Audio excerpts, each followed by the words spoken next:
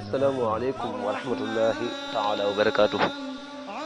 mbokki julli di mbokki taalibe yi noo ngi leen nuyu baax leen siyaar di leen fàttali rek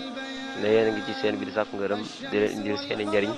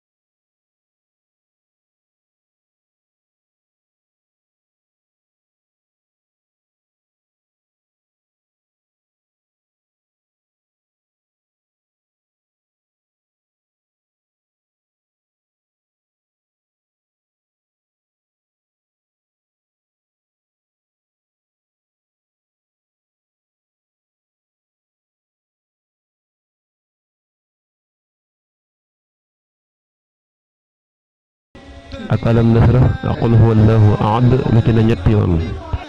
kon naafile gaa ngoogu di naafile gu am solo njëriñ yi ñu ci wax bari na lool leen wax rek ngeen di bàyyi xel naafile yi ndax naafile yu am njëriñ la saa bu ñu ko dugalee rek ngeen di ko bàyyi xel di ko seetaan te di ko jéem a def bu digg la mu xat-xat rek ngeen jéem a fexe ba